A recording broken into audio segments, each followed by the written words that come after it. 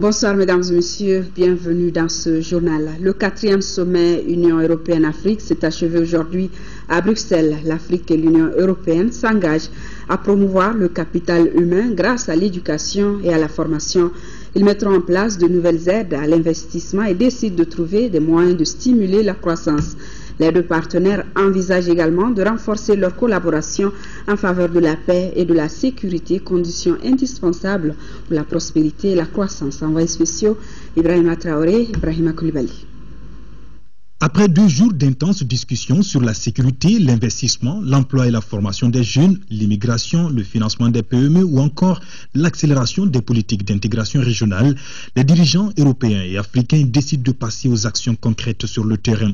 Sur les 20 milliards d'euros alloués par l'Europe à l'Afrique dans le cadre du 11e Fonds européen de développement sur la période 2014-2020, une partie importante devrait être consacrée à ces questions cruciales pour l'émergence du continent.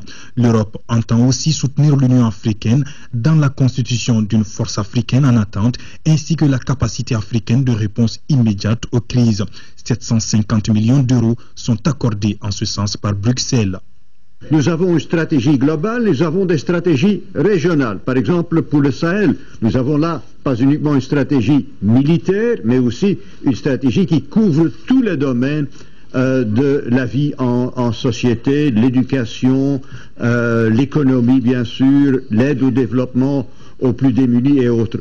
Donc là on peut beaucoup dire de notre partenariat, sauf une chose, qu'elle ne soit pas concrète, Et donc là, ces sommets-ci donnent une impulsion en plus à cette coopération extrêmement étroite. Les chefs d'État et de gouvernement accordent une attention particulière au Mali qui sort d'une crise politique et sécuritaire.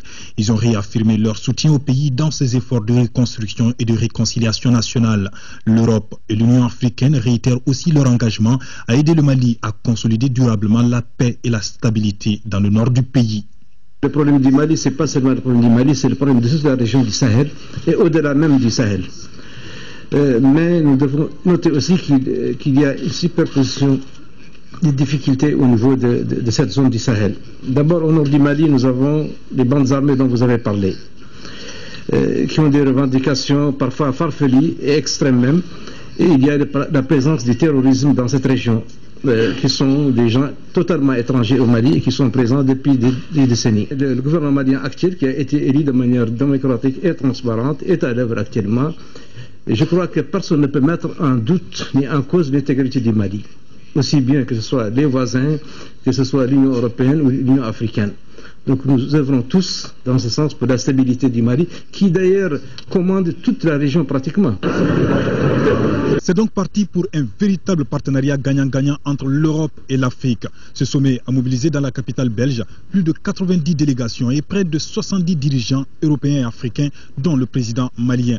Tous repartent de Bruxelles avec un réel espoir de voir les populations des deux continents profiter très vite de cette nouvelle coopération.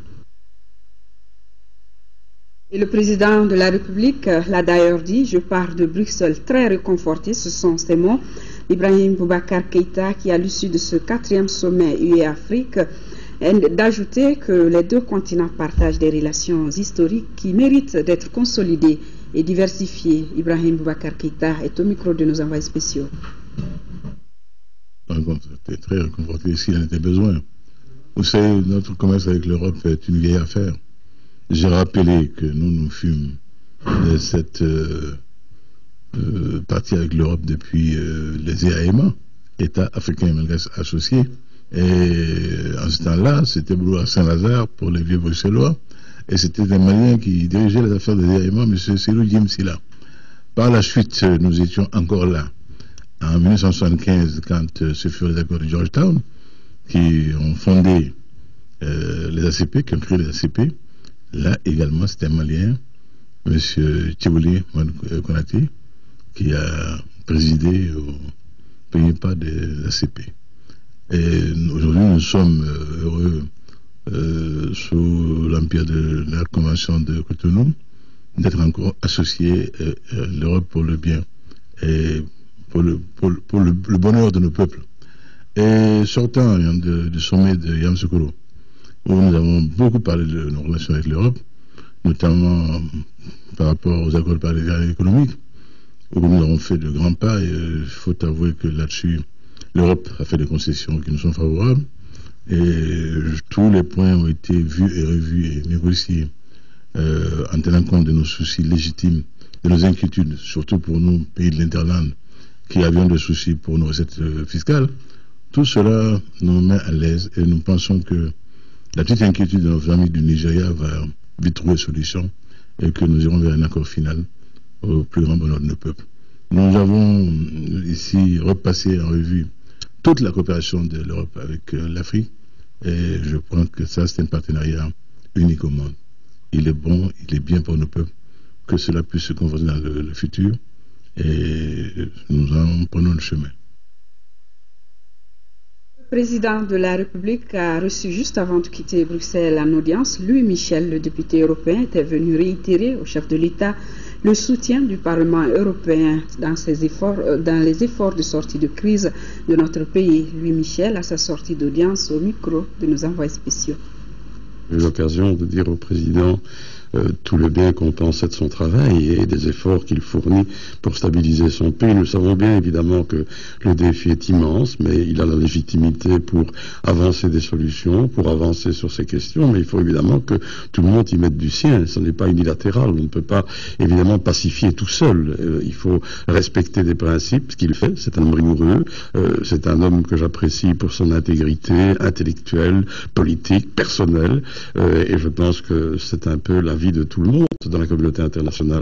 Le président jouit d'une grande crédibilité au sein de la communauté internationale et c'est un atout majeur pour le Mali. Et donc nous sommes tous derrière lui. Nous savons évidemment qu'il faudra encore un peu de temps, qu'il faudra encore faire des efforts, que nous devrons nous aussi, nous Européens, prendre notre part un peu plus encore que ce que nous faisons aujourd'hui. Parce que ce que le président disait est très juste.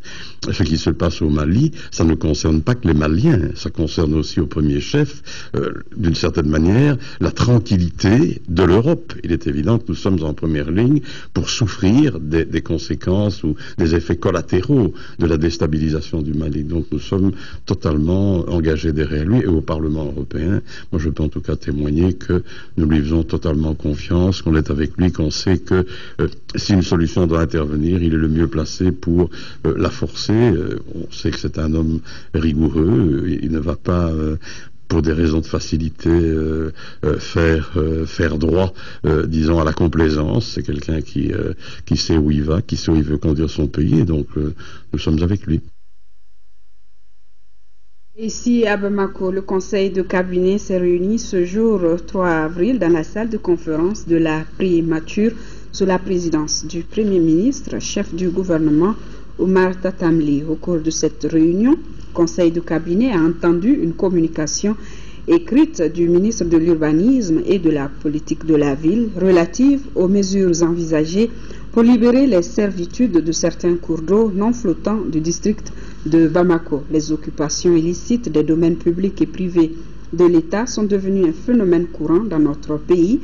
Elles ont atteint des proportions inquiétantes et concernent les emprises et les servitudes des domaines ferroviaires, des cours d'eau, des forêts classées, des zones agricoles, des édifices publics et des équipements collectifs. Ces occupations sont effectuées en violation des schémas directeurs d'urbanisme, des plans d'urbanisme sectoriels et des plans d'urbanisme opérationnels et sont incompatibles avec la politique de planification et de maîtrise du développement urbain. Après les inondations de 2013, le gouvernement s'est engagé à situer les responsabilités et à rechercher les causes des catastrophes en faisant l'état des lieux.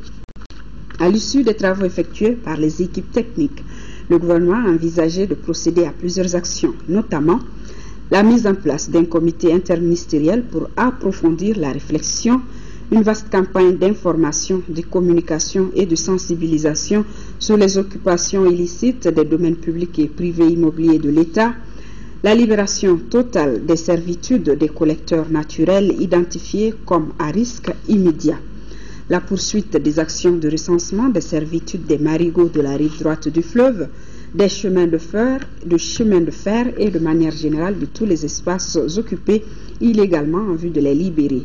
l'aménagement des servitudes libérées. Le gouvernement a décidé d'élaborer un chronogramme en vue de définir les modalités de mise en œuvre des différentes actions envisagées.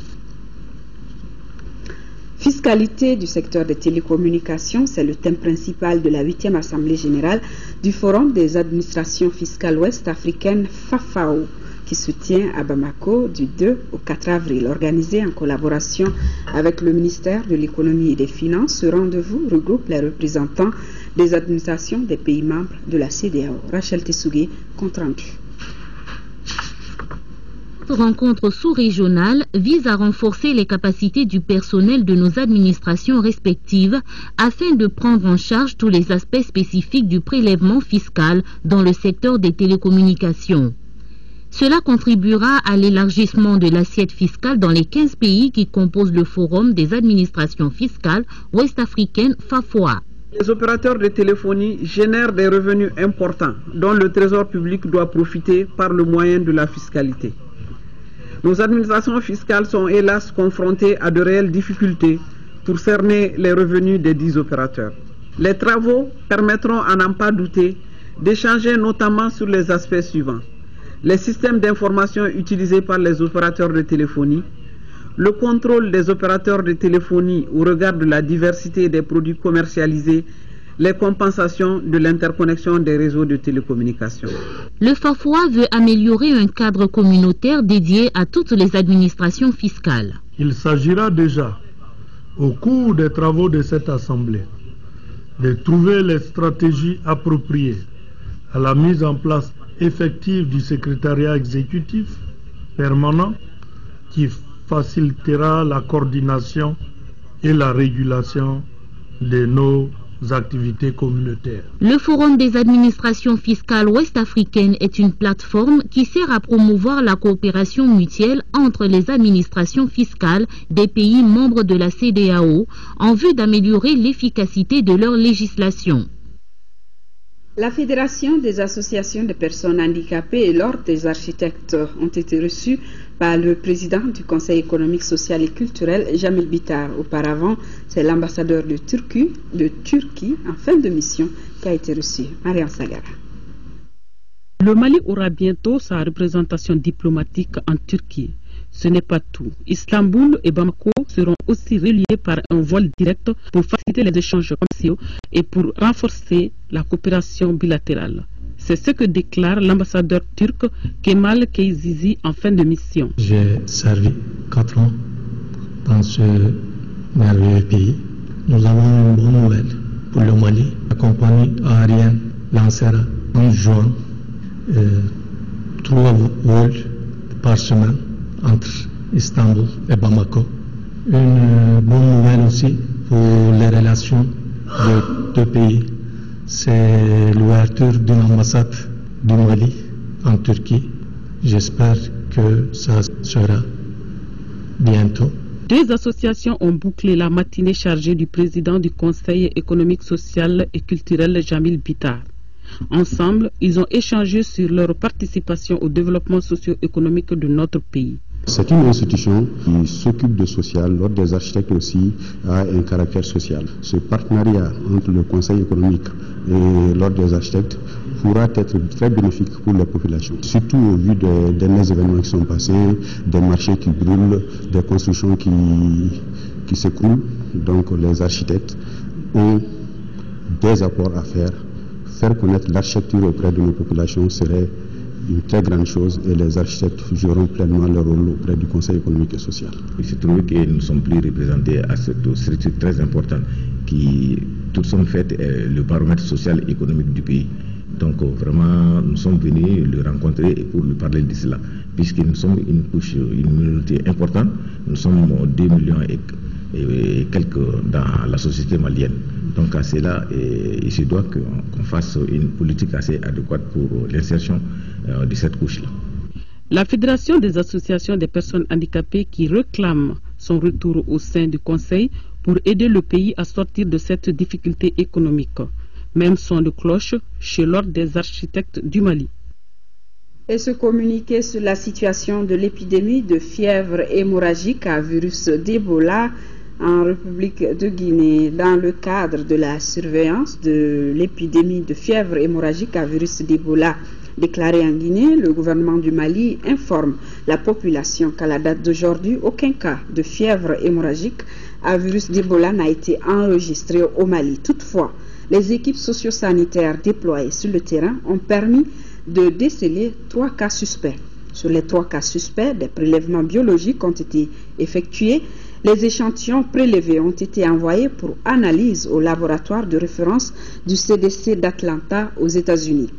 En attendant les résultats de ces analyses, les sujets ont été placés dans une unité d'isolement où ils reçoivent des soins appropriés. À l'heure actuelle, leur état de santé s'améliore. Les dispositifs de surveillance épidémiologique restent renforcés sur le terrain. Les équipes socio-sanitaires déployées sont dotées d'équipements de protection individuelle et de médicaments pour la prise en charge de cas suspects. Un site d'isolement pour la prise en charge a été installé dans la périphérie de la ville de Bamako et d'autres sont en cours d'installation dans d'autres localités. Des numéros verts seront bientôt mis à la disposition du public pour informer les autorités et le personnel socio-sanitaire sur tout cas suspect. Le gouvernement précise que le concept de cas suspect ne veut pas forcément dire maladie de fièvre hémorragique à virus d'Ebola. Le ministère de la Santé et de l'Hygiène publique rassure l'opinion nationale. Des actions concertées avec les autorités sanitaires guinéennes et ivoiriennes visant à circonscrire l'épidémie sont en cours. Aussi, une équipe d'intervention rapide a été mise en place. Elle est chargée du suivi de l'évolution de la situation sur le terrain. Cette équipe rend compte à une équipe de coordination du département de la santé et de l'hygiène publique. Les résultats de ces travaux sont portés à la connaissance du comité interministériel de gestion des épidémies. Le gouvernement rassure la population qu'elle sera tenue informée de l'évolution de la situation chaque fois que cela est nécessaire. Le gouvernement rappelle qu'il faut éviter les déplacements non nécessaires vers les zones d'épidémie, lance un appel également au personnel de santé pour respecter et faire respecter scrupuleusement les mesures d'hygiène et de protection individuelle indispensables à la prévention de la maladie. Et justement, nous en parlons toujours, prévention contre la fièvre Ebola à Kourémalé, dans le district sanitaire de Kangaba. Le ministre de la Santé y était hier pour constater de visu les dispositifs sanitaires mis en place au poste de contrôle.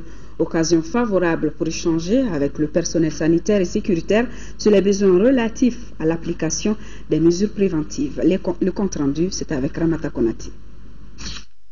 Depuis la découverte de la fièvre Ebola en Guinée, c'est l'alerte maximum au niveau des frontières Guinée-Mali. À Kourémalé, 2 agents de santé appuyés par leurs collègues de la sécurité sont à pied d'œuvre pour appliquer les mesures de prévention. Il s'agit de contrôler les passagers afin de détecter les cas suspects, assurer éventuellement la prise en charge de ces cas et les isoler. Nous pouvons dire que la situation de la prévention est satisfaisante pour des raisons que le premier maillon de prévention c'est la communauté. Donc la première action c'est l'information de la communauté. Nous pensons qu'à l'heure actuelle tous les acteurs essentiels de Kourémalé et dans le district sanitaire de Kangaba sont informés de cette maladie. La frontière est très poreuse, il y a de multitudes de voies. Nous pouvons maîtriser les voies officielles mais il est difficile de maîtriser l'ensemble des voies sans le concours de la communauté, et je pense que la communauté a compris ceci et on est en train de prendre des mesures dans ce sens. Par précaution, un site a été identifié, nous l'avons visité et nous allons planter des tentes.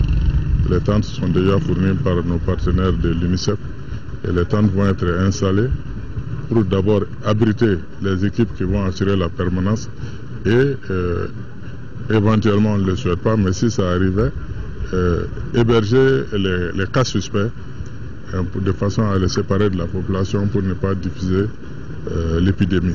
Pour la prévention contre la fièvre Ebola, une place importante est accordée à la diffusion des comportements à adopter. L'hygiène est capitale parmi les mesures. Alors les populations doivent être informées sur le bon comportement. D'abord pour se prémunir de façon générale, préventive, pour éventuellement aussi signaler les cas suspects et il faut que la population soit suffisamment informée sur les indices de la maladie. Outre ce travail, 5 sites d'isolement ont été identifiés dans le district sanitaire de Kangaba. Il s'agit de Balamakaman, Tombola, Narena, Kouremale et Kofilache. Ce dernier, en raison du brassage entre les populations guinéennes et maliennes, mérite une surveillance accrue, a fait savoir le personnel de santé de ce district sanitaire. Décoration du vice-amiral d'escadre Gillier Marin et le lieutenant-colonel Pio Christian. La cérémonie s'est déroulée en présence du secrétaire général du ministère de la Défense et des anciens combattants et de l'ambassadeur de France dans notre pays, Mohamed Doumbia. Au cours de cette cérémonie, 2 personnalités françaises ont été décorées au nom du président de la République, Ibrahim Boubacar Keïta. Il s'agit du vice-amiral d'escadre Gillier Marin qui a obtenu la médaille de commandeur de l'Ordre national du Mali, et le lieutenant-colonel Pio Christian décoré avec la médaille chevalier de l'Ordre national du Mali. Ces 2 récipiendaires sont respectivement directeur de la coopération de sécurité et de défense de France et directeur de zone Afrique de France. Au dire du secrétaire général du ministère de la Défense et des anciens combattants, le général Yacouba Sidibé, ces décorations sont le témoignage de la grande amitié qui unit le Mali et la France.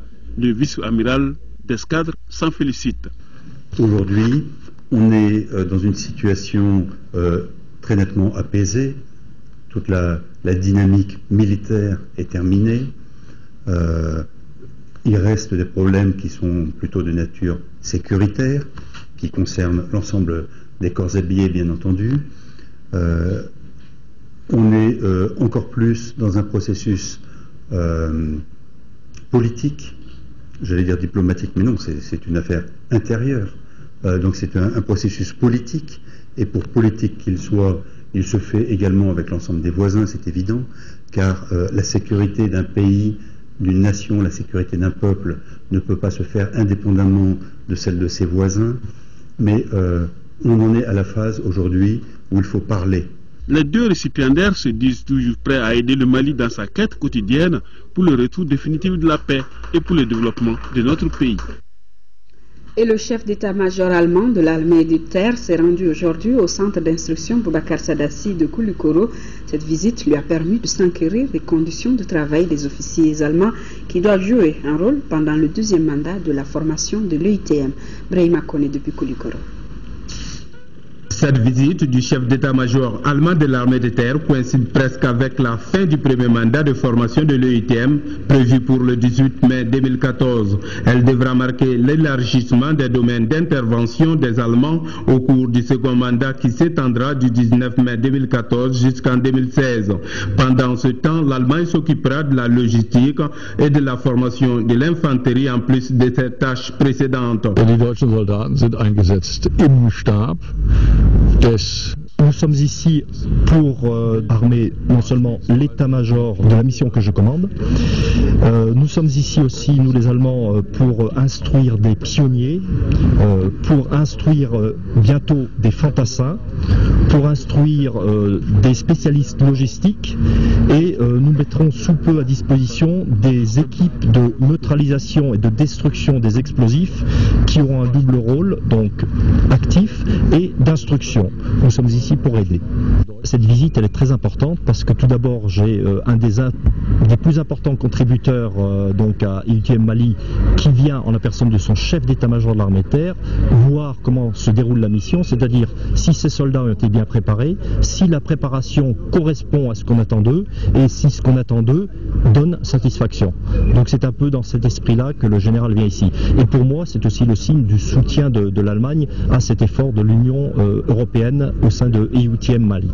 Outre les différents GTA, la formation de l'EITM profite bien aux militaires du centre d'instruction Boubacar Sadassi de Koulikoro. Ça veut dire que le dénominateur commun est compris par tous, l'instauration ou la restauration de la paix. Les instructeurs allemands proviendront de la brigade franco-allemande basée à Strasbourg, dont est issu le nouveau commandant de l'EITM, le général Mark Rutkevich. Et le gouverneur de Gao, Omar Baba Sidibé, qui s'est rendu au quartier général de l'opération Serval, le renforcement de la coopération entre les FAMA, l'administration, la MINUSMA et les forces françaises est placé au cœur de la mission du gouverneur Daoud Azmana Traoré. C'est à pas de charge que le gouverneur Oumar Baba Sidibé a effectué cette visite à la plateforme de l'opération Serval. Après un accueil très symbolique, le chef de l'exécutif régional et sa délégation ont fait le tour des installations françaises dans la cité des Askia. J'avoue que j'ai été très impressionné par ce que j'ai vu.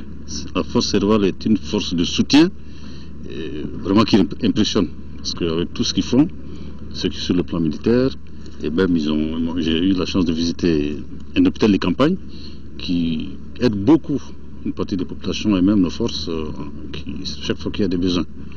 Et j'ai été très impressionné par ce que j'ai vu et surtout, pas seulement impressionné, mais rassuré. Le gouverneur Sidibé n'a pas manqué de dire que les résultats enregistrés dans la sécurisation du Mali sont une synergie d'action des forces de la MINUSMA, de l'opération Serval et des forces armées maliennes. Selon lui, toutes les occasions sont bonnes pour leur rendre hommage. Quant au représentant du commandant en chef de l'opération Serval, il s'est dit très honoré par cette visite. Le but de cette visite, c'était de présenter au gouverneur qui vient d'arriver ce qu'est aujourd'hui la force Serval à Gao. Et plutôt que de parler dans une pièce avec des chiffres, je l'ai invité à venir ici sur notre plateforme à côté de l'aéroport pour lui montrer comment on vit, comment on travaille au quotidien, le quotidien des soldats français ici à Gao. Après cette visite, le gouverneur Oumar Baba Sidibé, qui venait pour la première fois à l'opération Serval, se souviendra longtemps de l'engagement de la France dans la lutte contre le terrorisme au Mali. La Fédération pour la paix vient d'offrir un important lot de matériel à l'Association pour le développement et les activités des populations du Mali. Une aide destinée au renforcement sanitaire, éducatif et environnemental des populations vulnérables. Fatoumata Kone. 1,250 milliard de francs CFA, c'est la valeur du don que la Fédération pour la paix, UPF, vient de faire à l'endroit de l'ADAP Mali. Cette aide est composée de chaussures, de livres, de couvertures, de semences et de matériel sanitaire. Un geste qui va certainement appuyer les actions de l'Association pour le développement et les activités de population du Mali, ADAP Mali. Vous savez, les informations qui nous reviennent donc des différentes nations, nous avons compris véritablement qu'il y a beaucoup de nations et beaucoup de populations qui ont besoin d'aide. Donc nous voulons utiliser notre organisation à travers le monde pour réellement apporter de l'aide aux personnes dans le besoin. L'association place cette action dans le cadre de la paix et de la réconciliation. Aujourd'hui, vous nous prouvez encore votre générosité et votre attachement à notre pays en nous offrant ce don d'une valeur moralement et financièrement inestimable. Ce soutien qui constitue la preuve de votre engagement pour la cause de la paix et restera longtemps gravé dans la mémoire des bénéficiaires de ce don. Créée en 1987, l'Association pour le développement et les activités de population du Mali, ADAP Mali, a déjà fait beaucoup de réalisations dans notre pays. Ces domaines d'intervention sont la santé, l'environnement, l'éducation, le développement social, entre autres. C'est pourquoi, en partenariat avec la coopération coréenne, l'ADAP Mali a pu secourir les réfugiés et les déplacés de guerre pendant la période de crise. Suite de la visite du médiateur de la République en France, Baba Akiba Aïdara s'est successivement rendu à l'UNESCO et chez son homologue français. Au cours des deux entretiens, le médiateur de la République a exprimé les besoins de son institution en termes d'appui technique, juridique et logistique. Makanfin Konate. La rencontre entre le défenseur des droits, autrefois médiateur de la République française, et le professeur Baba Akiba Aïdara a porté sur la restauration de l'état de droit au Mali, le retour des services du médiateur sur l'ensemble du territoire, la question des droits de l'enfant, la restauration des archives de la médiature et l'élaboration des manuels de procédure. Une très bonne impression, très encourageante. J'ai rencontré un accueil ouvert, compréhensif et très engagé à aider le Mali à sortir de la situation que nous connaissons. Et nous attendons la suite parce que nous allons nous retrouver sur le terrain. Nos amis français ont décidé de nous accompagner dans ce que nous faisons maintenant. Et pareillement, comme disait M. le médiateur, le défenseur des droits aujourd'hui et le médiateur de la République hier ont toujours été aux côtés du médiateur de la République du Mali. Et là, cette réunion de travail a fait l'objet d'examen de points concrets, de demandes concrètes de la part de la médiature au Mali, sur lesquelles nous allons regarder comment les accompagner, et toujours avec cette volonté de continuer cette collaboration et cette coopération, tant d'un point de vue d'expertise juridique que de matériel. Les demandes ont été concrètes et du coup ça nous permet de pouvoir répondre concrètement à ces demandes. Autre lieu, autre préoccupation, à l'UNESCO, le médiateur est en terrain conquis. Le professeur Baba Akibaïdara a eu 2 séances de travail. La première avec la directrice adjointe du programme, la seconde avec le département de l'inclusion sociale.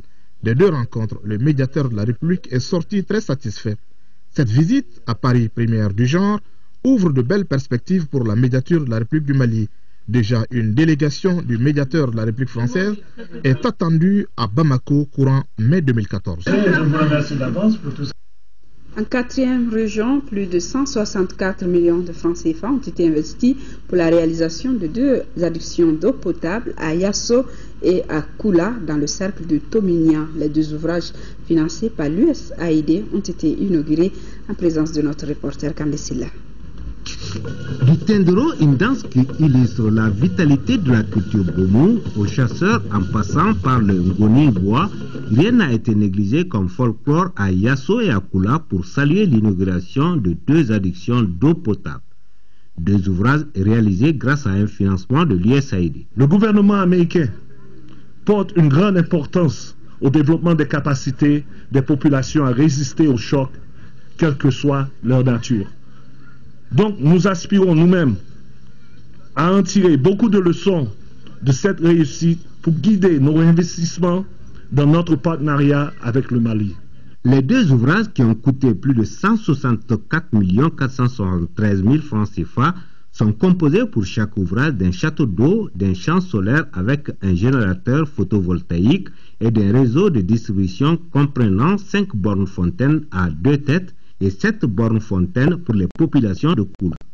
La réalisation de ces 2 addictions a été rendue possible grâce au consortium pour la sécurité alimentaire constitué des ONG partenaires, notamment Catholic Relief Service, Hélène Keller International, Save the Children et Joseph de Sang et de Mopti. Permettez-moi de saisir l'occasion qui m'est offerte pour rendre un vibrant hommage à la qualité de la coopération entre les États-Unis d'Amérique et notre cher pays. Celle-ci s'est manifestée sur tous les chantiers de développement et particulièrement dans la région de Ségou. Les addictions d'eau seront judicieusement utilisées au service du développement des communautés respectives. C'est du moins une promesse des maires de 2 communes et des bénéficiaires. À Tombouctou, en marge des travaux du Forum sur la paix, s'est tenue hier la Journée nationale de la jeunesse du Mali. La rencontre a permis aux jeunes de s'approprier la démarche gouvernementale de réconciliation nationale. Adama Djimdi, compte rendu. Les jeunes du Mali venus de toutes les régions et du district de Bamako tiennent à jouer leur partition à l'effort de redressement national. Il y a vraiment une réalité qu'on ne peut pas dépasser. Le Mali est indivisible et le Mali n'a l'espoir que nous, les jeunes. Je suis sûr et certain qu'on trouvera un terrain d'entente d'abord pour nous jeunes et pour aider les politiciens, aider les forces armées de sécurité à maintenir la stabilité du Mali parce qu'il faut reconnaître qu'il y a beaucoup de choses à faire. La jeunesse malienne a entrepris des actions depuis le début de la crise à nos jours qui sont entre autres la formation des groupes de pression et d'autodéfense des populations et leurs biens depuis le début de la crise contre les bandits armés et les narcotrafiquants. La Journée nationale des jeunes pour la réconciliation et la paix répond à la nécessité de prise en compte de leurs besoins dans le processus de réconciliation. Cette démarche s'inscrit dans la perspective d'une appropriation par les jeunes des stratégies de sortie de crise au niveau local, régional et national. Notre défi est de contribuer à l'instauration de la cohésion et de l'entente sociale à travers la sensibilisation, le dialogue constructif, la communication et l'éducation à la paix et à la sécurité dans tout le Mali. Il appartient à la jeunesse malienne de s'approprier la vision gouvernementale de mobilisation des acteurs pour un Mali réconcilié afin d'élaborer une stratégie cohérente de mise en œuvre des actions de paix et de réconciliation nationale. Les différents délégués vont débattre essentiellement de deux thématiques, les stratégies de mobilisation des jeunes pour la réconciliation et la contribution de la jeunesse à la démarche gouvernementale de réconciliation nationale. Une délégation de l'ambassade des Pays-Bas au Mali était à Douanza, dans la région de Mopti. Objectif, relancer les activités de développement dans certaines communes du cercle. Jules Sambou Sissoko. Par cette visite, la délégation de l'ambassade de Douaroum des Pays-Bas voulait mieux s'imprégner des actions de développement dans le cercle de Douanza et jauger le niveau de la collaboration dans les localités d'intervention de Near East Foundation Mali sur le financement des Pays-Bas. L'étape de Mounouel a porté sur des réalisations hydrauliques aux fonctions multiples. Ici, l'eau est le principal besoin. L'eau fait partie de la reconstruction. L'eau, c'est la vie. C'est la base économique, c'est la base de la santé, c'est la base de la productivité des femmes, c'est la base aussi pour les éleveurs. Donc vraiment, la gestion de l'eau est extrêmement importante dans cette reconstruction. Parce qu'ils ne travaillent pas seulement sur l'eau, ils travaillent aussi sur la cohésion sociale. Avant de faire l'investissement, ils font tout un travail sur la répartition de l'eau. À Petaka, la délégation a assisté à une séance de diagnostic communautaire dans le cadre du débat communal. Un bel exemple de citoyenneté post-crise à l'actif de l'Association des municipalités du Mali. Il faut d'abord commencer à se parler entre communautés sur ce qu'on a vécu pour pouvoir aller de l'avant dans une refondation, dans un futur commun, ensemble, entre tous les groupes de population ici dans Douanza. J'ai bon espoir parce qu'il y a beaucoup d'énergie positive.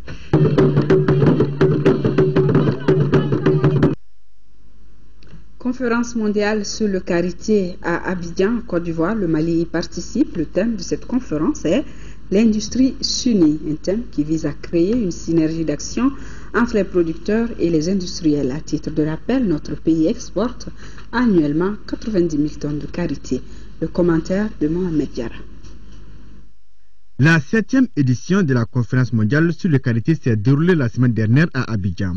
Cette rencontre a regroupé les responsables et personnalités d'une vingtaine de pays, dont les 6 exportateurs en Afrique, dont le Mali. On notait également la présence des organisations internationales dédiées au développement du beurre de karité, dont l'Alliance globale du karité, les firmes internationales de l'agroalimentaire et du cosmétique. Le Mali y était avec une trentaine d'exportateurs. La délégation était conduite par les responsables du ministère de la promotion féminine et ceux du projet cadre intégré. Le Mali dispose d'un potentiel de 250 000 tonnes, mais collecte 150 000 tonnes d'amandes de karité et exporte chaque année 90 000 tonnes. Le secteur mobilise plus de 3 millions de femmes pour la collecte et la transformation. Contribuer à valoriser les produits du karité en faisant la promotion et je disais, et en créant des opportunités de partenariat, d'échange et de renforcement de capacités pour les groupements féminins. Industriels, commerciaux, opérateurs et responsables d'encadrement, tous, ils ont échangé sur les normes à l'exportation, l'accès au crédit, l'amélioration de la qualité de l'amande karité et la durabilité de la ressource karité. L'industrie s'unit, tel était le thème de la rencontre, d'où la nécessité de la synergie d'action qui prévaut désormais entre les producteurs et les industriels du milieu. Les acteurs des pays producteurs comme le nôtre et les importateurs des pays industrialisés tels que L'Oréal et autres vont convenir aujourd'hui de normes pour l'exportation des amandes. Et là, une fois que ces normes seront convenues, définies, harmonisées, nous saurons quoi faire, parce que vous savez que l'objectif du cadre intégré, c'est le renforcement des capacités d'offre. Donc répondre aux exigences commerciales et réglementaires des marchés.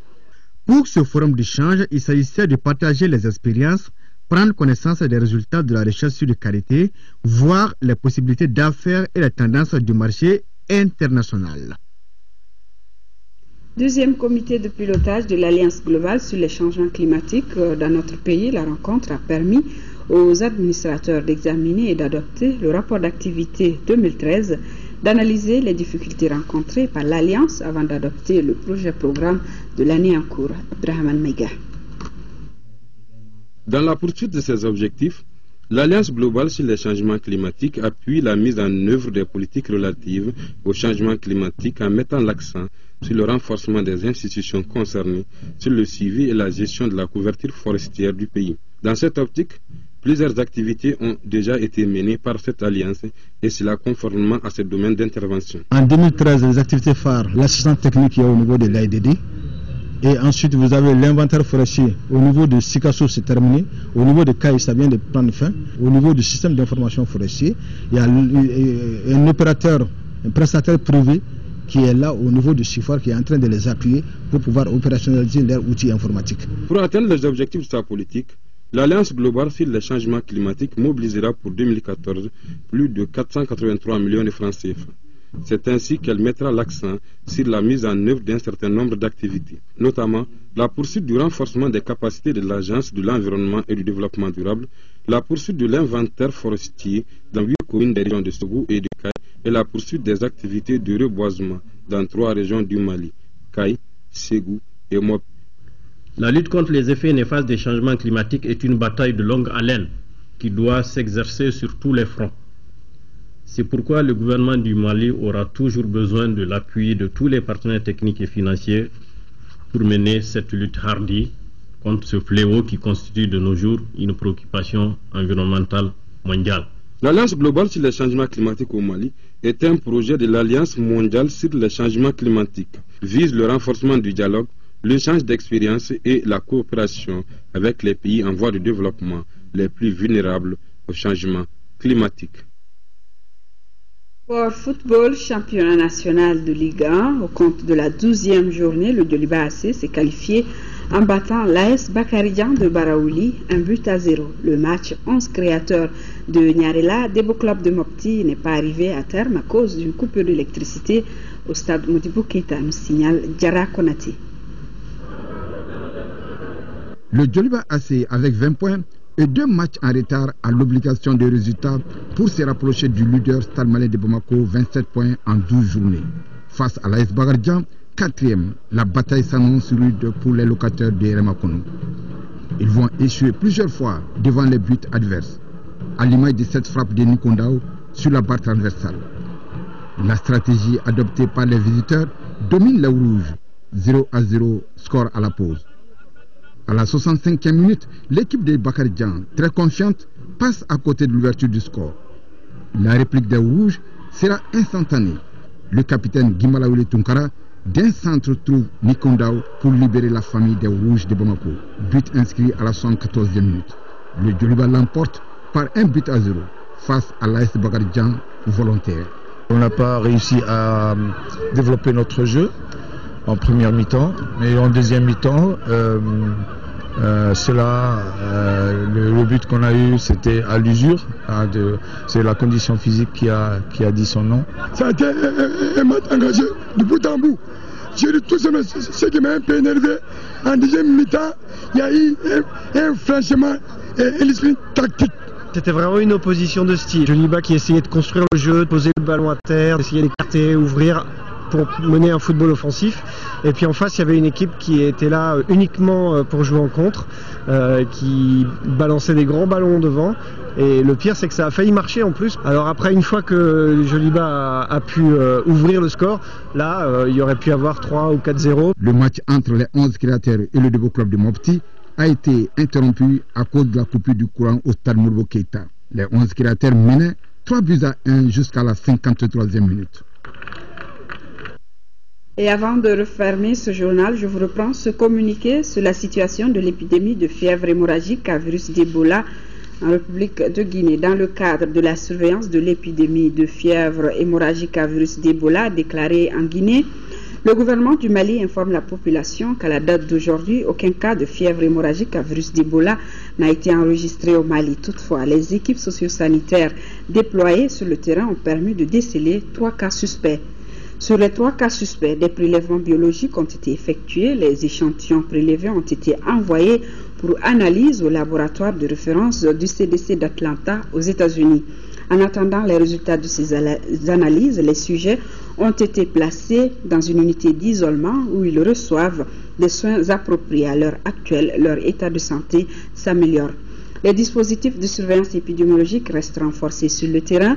Les équipes socio-sanitaires déployées sont dotées d'équipements de protection individuelle et de médicaments pour la prise en charge de cas suspects. Un site d'isolement pour la prise en charge a été installé dans la périphérie de la ville de Bamako et d'autres sont en cours d'installation dans d'autres localités.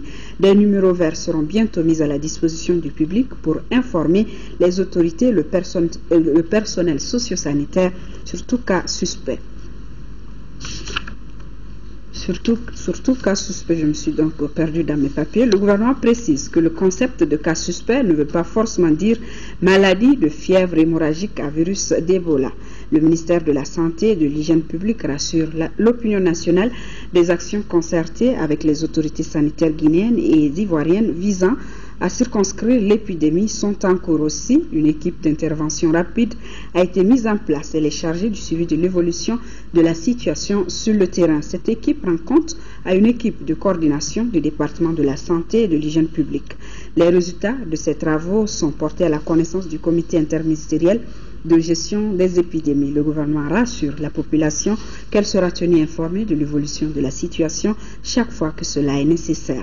Le gouvernement rappelle qu'il faut éviter les déplacements non nécessaires vers les zones d'épidémie. Il lance un appel également au personnel de santé pour respecter et à faire respecter scrupuleusement les mesures d'hygiène et de protection individuelle indispensables à la prévention de la maladie. Fin donc de ce journal. Retrouvez demain dans la journée Khadija Toukone pour les éditions du soir. Amadou Sankari, bonsoir à tous.